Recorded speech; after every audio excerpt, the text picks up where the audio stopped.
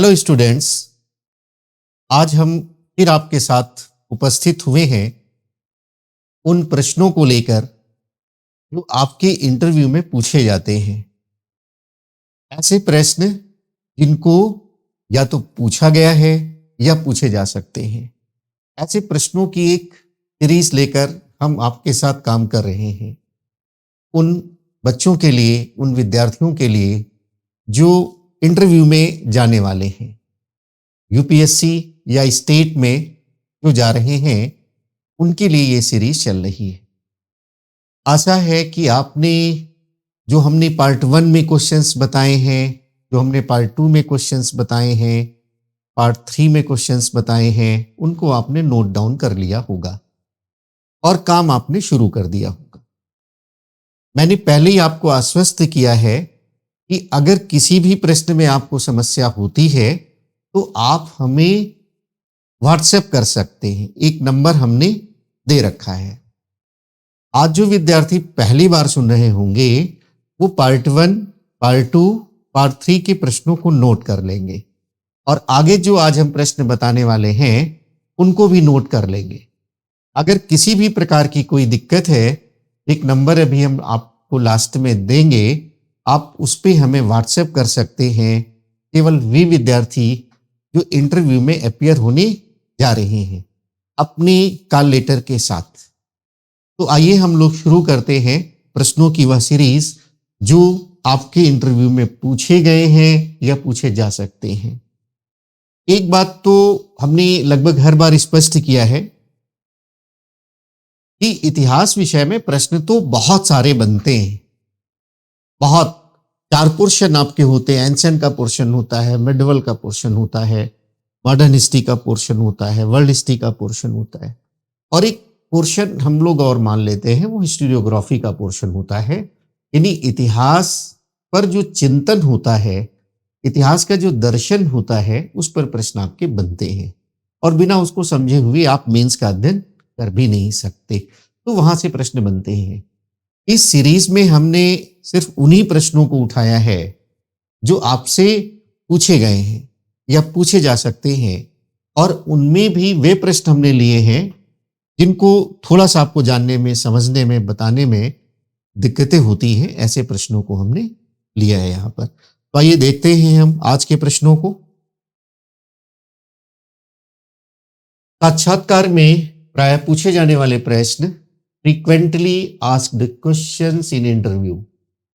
अब पहला प्रश्न पूछा जाता है इंटरव्यू में कि भारत में इतिहास लेखन का प्रारंभ किसने किया। अब जो हिस्टोरियोग्राफी है, इतिहास का चिंतन है, तथ्यों को इकट्ठा करना, उनको वैज्ञानिक ढंग से लिखना, ये किसने प्रारंभ किया। Who started history writing in India. ये प्रश्न आपसे पूछा जाता है और ये प्रश्न इसलिए पूछा जाता है कि आधुनिक काल में जो इतिहास लेखन हुआ है, उन्होंने ये दावा किया है कि प्राचीन काल में तो इतिहास लेखन था ही नहीं भारत में। उस संदर्भ में ऐसा प्रश्न बनता है। तो यहां पर इस प्रश्न का जवाब आप खोजेंगे, किसने शुरू किया है। दूसरा प्रश्न जो है, क्या प्राचीन भारत में इतिहास लेखन हुआ था। Was there history writing in ancient India? Was there history writing in ancient India? ये लगभग इसी से जुड़ा हुआ प्रश्न। अब जैसे अभी आगे हम चर्चा करेंगे, आधुनिक काल में जब इतिहास का अध्ययन और लेखन शुरू होता है तो वो साम्राज्यवादी लेखकों के द्वारा सामान्य रूप से शुरू होता है, जिनको उपनिवेशवादी धारा भी कहते हैं इतिहास लेखन की। आपने शब्द सुना होगा कैम्ब्रिज स्कूल ऑफ हिस्ट्री, आपने शब्द सुना होगा ऑक्सफोर्ड स्कूल ऑफ हिस्ट्री। तो वो धारा ये कहती है कि प्राचीन काल में तो भारत में इतिहास लेखन हुआ ही नहीं, भारतीयों में कोई इतिहास बोध था ही नहीं, उनका दृष्टिकोण ऐतिहासिक था ही नहीं, ऐसी बात वो कहते हैं।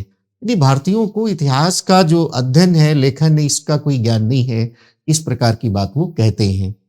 तो यहां पर क्या जो उनका दावा है वो ठीक है।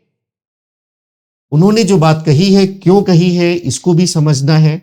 और शायद मैं आपको हिंट कर देता हूं कि शायद हेरोडोटस जैसे इतिहासकार, लिवी जैसे इतिहासकार जो यूनान में हुए हैं, पश्चिम में हुए हैं, शायद वैसे इतिहासकार यहाँ नहीं हुए, या आप ऐसा कह सकते हैं उस प्रकार का इतिहास लेखन यहाँ नहीं हुआ, इसलिए उन्होंने इस प्रकार का दृष्टिकोण बनाया। लेकिन फिर भी आपको जानना है, क्या भारत में, प्राचीन भारत में इतिहास लेखन हुआ है? आपको बताना है। और इसमें जब आप काम करेंगे तो आप देखेंगे कि प्राचीन काल में इतिहास लेखन पर भी बल था भारत में। बस अंतर क्या था? अंतर ये था, जो अप्रोच है हिस्ट्री का वेस्टर्न में, वो इंडिया में नहीं था, वो भारत में नहीं था, हमारे देश में नहीं था। हमारे देश में जो इतिहास लेखन का दृष्टिकोण था वो बिल्कुल अलग था, पश्चिम से अलग था। लेकिन महत्व तो हमारे देश में दिया गया इतिहास को, यहाँ तक कि इतिहास को पांचवा वेद बताया गया है। वेदों की के महत्व को तो आप समझते ही हैं।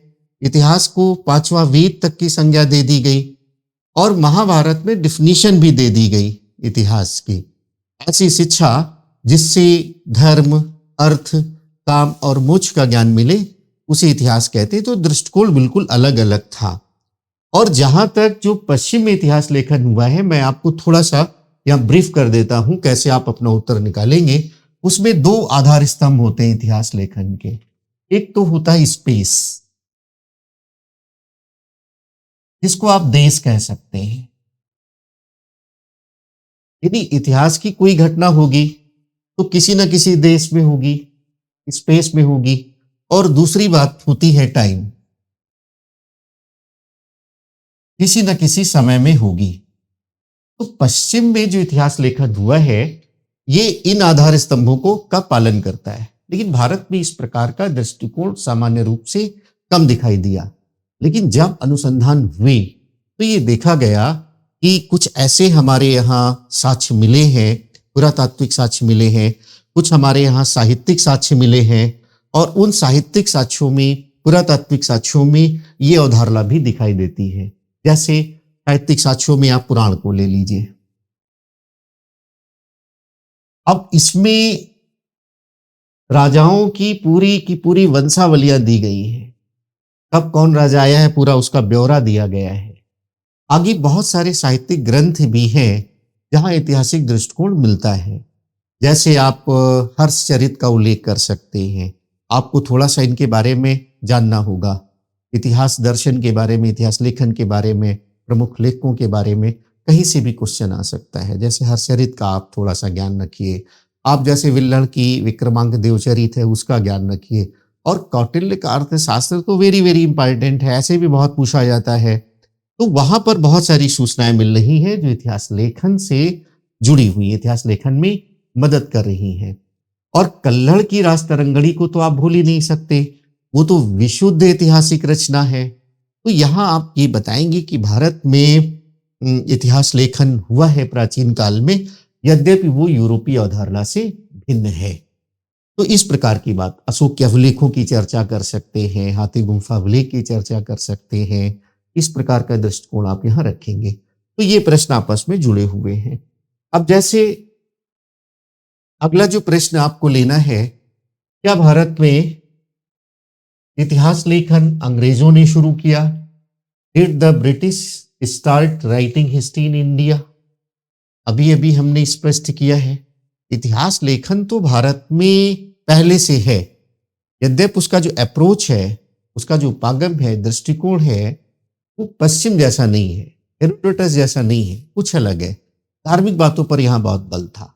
उस प्रकार से देश और काल की अवधारणा को यहाँ नहीं अपनाया गया था। ये बात अभी हमने स्पष्ट किया है।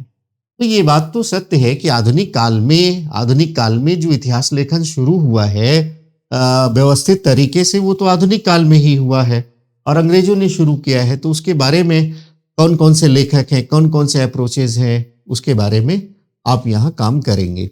यानी आप ऐसा कह सकते हैं कि भारत में इतिहास का जो अध्ययन है और लेखन है व्यवस्थित तरीके से, वो आधुनिक काल में ही शुरू हुआ है। तो उस प्रकार की बात यहाँ तैयार करेंगे। अगला जो प्रश्न आपका बनता है कि मध्यकाल में इतिहास लेखन की परंपरा कैसी थी? मध्यकाल में इतिहास लेखन की परंपरा कैसी थी, ये प्रश्न आपको देखना है। How was the tradition of history writing in India during the medieval period? ये प्रश्न आपका बनता है। तो मध्यकाल में बड़े पैमाने पर इतिहास लेखन हुआ है, वो थोड़ा सा आपको काम कर लेना है। बहुत सारे इतिहासकार मध्य काल में हुए, उनके बारे में आपको थोड़ा सा एबीसीडी का ज्ञान होना चाहिए। जैसे अबुल फजल के बारे में, बदायूनी के बारे में, मिन्हाजुस्सिराज के बारे में, इब्न बतूता के बारे में आपको थोड़ा सा जानना जरूरी हो जाएगा कि कैसा इतिहास लेखन हुआ, कौन कौन से राइटर्स हैं, उनकी किताबें क्या हैं।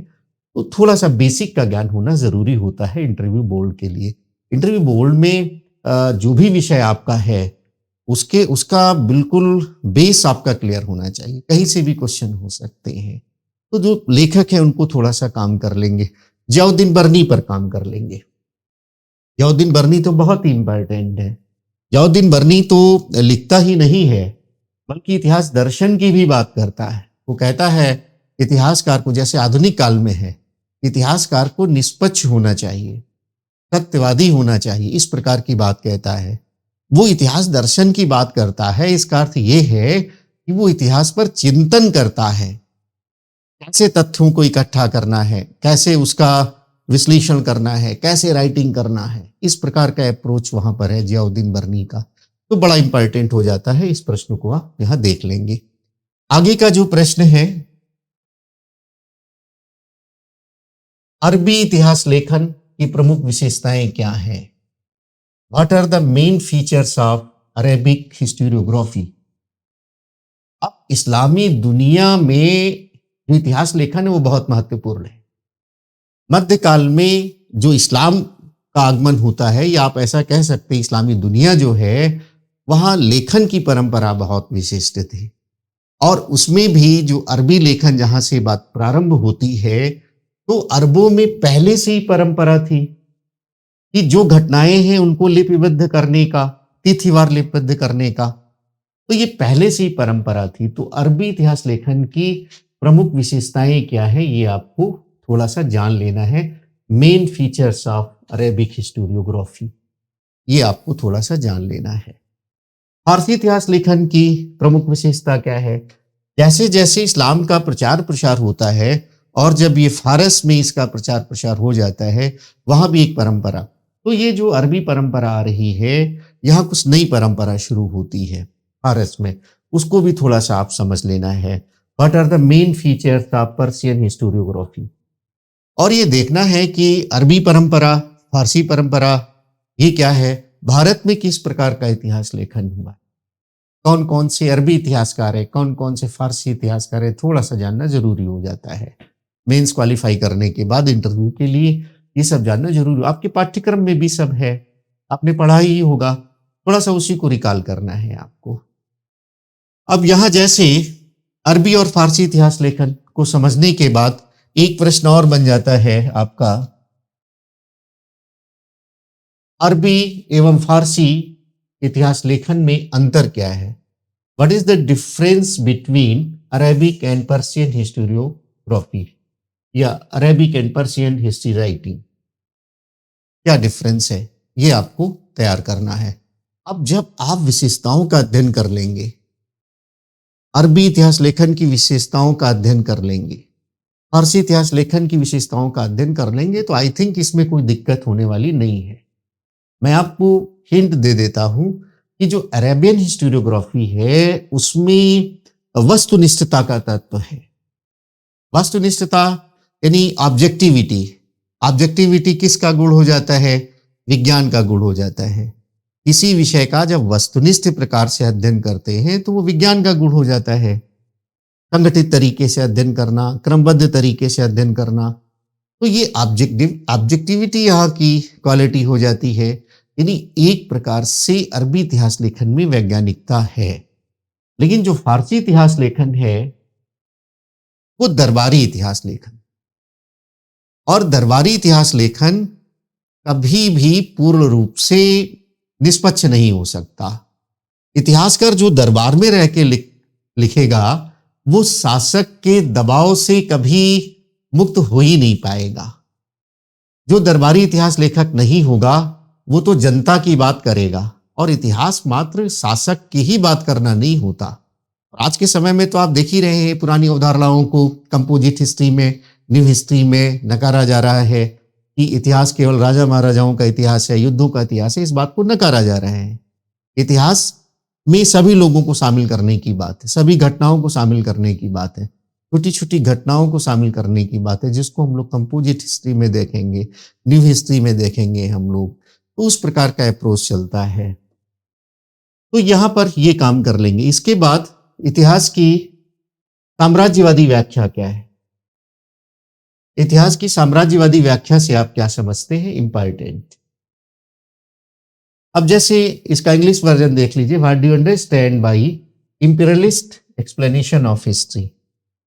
जो इंपीरियलिस्ट एक्सप्लेनेशन ऑफ हिस्ट्री है, इतिहास की साम्राज्यवादी व्याख्या, या आप इसको ऐसा इतिहास की उपनिवेशवादी व्याख्या, Cambridge school of history, Oxford school of history, ऐसे शब्दों का प्रयोग करते हैं। तो उसके बारे में आपको समझना है। साम्राज्यवादी व्याख्या है तो आप थोड़ा सा संक्षेप में हिंट मैं कर देता हूं कि अलग से चूंकि कक्षाएं होती हैं, आप समझते हैं कि एक एक प्रश्न पर एक एक क्लास होती है, आधे घंटे से लेकर के 1 घंटे के ये अपने विषय हो जाते हैं, और साम्राज्यवादी इतिहास लेखन का तो पूरा का पूरा क्लास हो जाता है। तो जैसे अब साम्राज्यवादी व्याख्या जो भी होगी, इतिहासकार इतिहास के तथ्यों की व्याख्या इस प्रकार से करेंगे जिससे ब्रितानी हित सुरक्षित हो, ब्रितानी सत्ता मजबूत हो, जो ब्रितानी सरकार के कार्य हैं उनके औचित्य को सिद्ध किया जा सके, इस प्रकार का इनका दृष्टिकोण होगा। और जब इस प्रकार का दृष्टिकोण होगा तो निश्चित तौर पे जो भारत की उपलब्धियां हैं उनको नकारने का प्रयास होगा, जो भारत के मूल्य हैं उनको नकारने का प्रयास होगा, भारत के चरित्र को नकारने का प्रयास होगा, संस्कृति को नकारने का प्रयास होगा। और इसी दृष्टिकोण से जब उस समय का हमारा राष्ट्रीय आंदोलन चल रहा है, उसकी भी भर्त्सना हो रही है कि ये तो सत्ता सुख के लिए ऐसा कर रहे हैं। तो इस प्रकार का दृष्टिकोण यहाँ से आपको देखना है कि किस प्रकार से ये व्याख्या करते हैं। इसको आपको 2 धाराएं हो जाएंगी आपकी, एक तो रूढ़िवादी धारा और दूसरी उदारवादी धारा। कुछ इतिहासकारों को भी, जैसे आप कोई भी अप्रोच करते हैं, मध्यकाल में भी हमने बताया है, प्राचीन काल में बताया है हमने, तो 2-4 जो हिस्टोरियोग्राफर्स हैं उनके नाम आपको याद रहना चाहिए। प्राचीन काल में मैंने कल्हड़ वगैरह की बात की, मध्यकाल में हमने अबुल फजल वगैरह की बात की है आपसे, 2-4 हमने हिंट किया है, आपको सब याद होंगे। आपने मेंस क्वालिफाई किया है, या आप जब मेंस क्वालिफाई कर लेंगे तो ये चीज़ें स्वतः सब पता होती है विद्यार्थियों को। उनको थोड़ा सा मॉडिफाई करना होता है, थोड़ा सा रिफाइंड वे में आपको काम करना होता है। कोई दिक्कत होती है, हम आपके साथ बैठे हैं, काम करेंगे, आप लास्ट में हम आपको नंबर भी दे देंगे। कोई दिक्कत होगी आप हमें मैसेज करेंगे, मुखर्जी नगर में मुलाकात करेंगे। आप दिल्ली से बाहर के हैं तो आप फ़ोन से बातचीत हो जाएगी। तो यहाँ पर कुछ इतिहासकारों के नाम भी आप अपना याद कर लेंगे। जैसे जब ये व्याख्या होती है तो एक नाम बड़ा महत्वपूर्ण हो जाता है, ब्रूस टी मैकली का। तो थोड़ा सा काम कर लेंगे, ब्रूस टी मैकली पर थोड़ा सा काम कर लेंगे। अमेरिकन लेखक है। इसके बाद जैसे रेजिनॉल्ड का नाम है, उनको आप देख सकते हैं। पर्सिवल स्पीयर को आप देख सकते हैं, विलियम जोन्स को थोड़ा सा देख सकते हैं, मैक्स मूलर को देख सकते हैं, एल्फिंस्टन को देख सकते हैं। और ये जो इस प्रकार का अप्रोच आगे बढ़ता है, खासतौर से जो कंजर्वेटिव अप्रोच है, रूढ़िवादी जो अप्रोच है, एक उदारवादी अप्रोच में विलियम जोन्स वगैरह आप पढ़ते हैं, और अनिल सील भारतीय इतिहासकारों में, और उनके जो शिष्यगण हैं उनको थोड़ा सा आप देख लेंगे। आगे के प्रश्नों में हम लोग देखते हैं इतिहास की राष्ट्रवादी व्याख्या से आप क्या समझते हैं। What do you understand by nationalist interpretation of history? एक बहुत महत्वपूर्ण प्रश्न बन जाता है, इसको आपको देखना है। अब जब साम्राज्यवादी इतिहास लेखकों के द्वारा भारतीय उपलब्धियों को नकारने का प्रयास किया गया, तो यहाँ के जो पढ़े लिखे लोग थे उन्होंने भी चिंतन शुरू किया, और बहुत सारे साक्ष्य ऐसे मिले कि उन्होंने साम्राज्यवादी इतिहास लेखकों की बात को नकार दिया। जैसे साम्राज्यवादी इतिहास लेखकों ने कहा था कि भारतीयों में तो कभी राजनीतिक एकता थी ही नहीं, कोई उपलब्धियां तो थी ही नहीं, भारत के लोग तो भूखे लोग हैं, नंगे लोग हैं, भिखारी लोग हैं, और ऐसे लोग हैं जो भौतिकता में इनका मन नहीं लगता, ये साम्राज्यवादी इतिहास लेखकों का कहना था। ये सांसारिकता में मन लगाने वाले लोग नहीं हैं, ये पारलौकिकता में मन लगाने वाले लोग हैं, उस लोक की बात करने वाले लोग हैं। इस प्रकार का अप्रोच उनका था। तो बहुत सारे राष्ट्रवादी इतिहासकारों ने काम किया और जब अशोक के अभिलेखों को पढ़ लिया गया तो जो साम्राज्यवादियों का दृष्टिकोण है वो पूरी तरह से नकार दिया। जैसे उन्होंने कहा कि भारतीयों में कभी राजनीतिक एकता ही नहीं थी, तो अशोक के अभिलेखों को पढ़ लेने के बाद, अर्थशास्त्र के प्रकाशन के बाद भारतीय इतिहासकारों ने कहा कि नहीं, भारत में भी इतना बड़ा साम्राज्य था प्राचीन काल में। जब और ज्यादा अनुसंधान हुए तो बताया गया कि नहीं, आप कहते हैं कि भौतिक उपलब्धियां नहीं है, भारत में तो गुप्त काल था, उसको स्वर्ण काल, गोल्डन एज की, क्लासिकल एज की संज्ञा दी गई। तो इस प्रकार का अप्रोच यहां पर आया। यद्यपि कोई भी इतिहास लेखन होगा तो सीमाएं तो उसकी होती ही हैं। कभी कभी अति राष्ट्रवादी भावना यहाँ आ जाती है, यानी यहाँ पर यह है कि जो अच्छाइयाँ हैं, कुछ भी आया, इंडिया में हुआ, भारत में हुआ, ईस्ट और west, India is the best, कुछ इस प्रकार का अप्रोच ये लेकर चलने लगते हैं। तो इसमें क्या दिक्कत हो गई? इसमें दिक्कत ये हुई कि जो भारतीय सीमाएं हैं, भारतीय समाज की सीमाएं हैं, भारतीय संस्कृति की सीमाएं हैं, उसको इन लोगों ने नजरअंदाज कर दिया। कुछ इस प्रकार का दृष्टिकोण यहाँ पर आप देखेंगे। तो सीमाएं भी हैं हर इतिहास लेखन में, उनकी उपलब्धियां भी हैं, सीमाएं भी हैं, इनको आप देखेंगे। जिन छात्रों ने मेंस की क्लास की है बहुत विस्तार से बात करते हैं। यहाँ पर आप अपना, जो बच्चे ऑनलाइन प्लेटफॉर्म से अभी जुड़े हुए हैं, पूरा कोर्स आगे बन रहा है, लॉन्च करेंगे हम ऑनलाइन प्लेटफॉर्म पे, आपको विस्तार से हम पढ़ाएंगे। लेकिन जो बच्चे इस प्लेटफॉर्म से जुड़े हुए हैं, यूट्यूब से जुड़े हुए हैं, उनके लिए ये एक हम संक्षेप में काम कर रहे हैं, तो आप इसको देख लेंगे। अब यही बात जिसकी चर्चा अभी हमने की, क्या राष्ट्रवादी व्याख्या साम्राज्यवादी व्याख्या की प्रत्युत्तर थी? Was the nationalist interpretation a counterweight to the imperialist interpretation? यही बात कि जब भारतीयों ने खुद सीख लिया, खुद उनमें बौद्धिक चिंतन, वैज्ञानिक चिंतन शुरू हुआ, तो जवाब देना शुरू किया। एक सीमा तक सही होगा। अभी इसका जवाब हमने दिया है। आगे देखते हैं प्रश्नों को। अब तो ये प्रश्नों की एक श्रृंखला थी जिसको आप नोट कर लेंगे। आज के प्रश्नों की ये श्रृंखला है, इसको आप नोट कर लेंगे, पिक्स ले लेंगे। उम्मीद करते हैं आपने लिख लिया होगा सारे प्रश्नों को नोट कर लेंगे। और जो पहले के प्रश्न हैं, उन्हीं सीरीज में इसको लिख लेंगे। आपको बहुत सारी एक प्रश्नों की श्रृंखला है, एक साथ देंगे तो थोड़ा सा आप बोझिल महसूस कर सकते हैं, परेशानी महसूस कर सकते हैं। लेकिन कुछ प्रश्नों की एक श्रृंखला लेकर हम उपस्थित होते हैं। अब जिन बच्चों के पास, जिन विद्यार्थियों के पास फ़ोन नंबर नहीं है हमारा, वो इसको नोट कर लें और इस पर क्या करेंगे, व्हाट्सएप करेंगे। व्हाट्सएप करने के बाद हम आपको टाइम देंगे, आप दिल्ली में मुझसे मुखर्जी नगर में मिल सकते।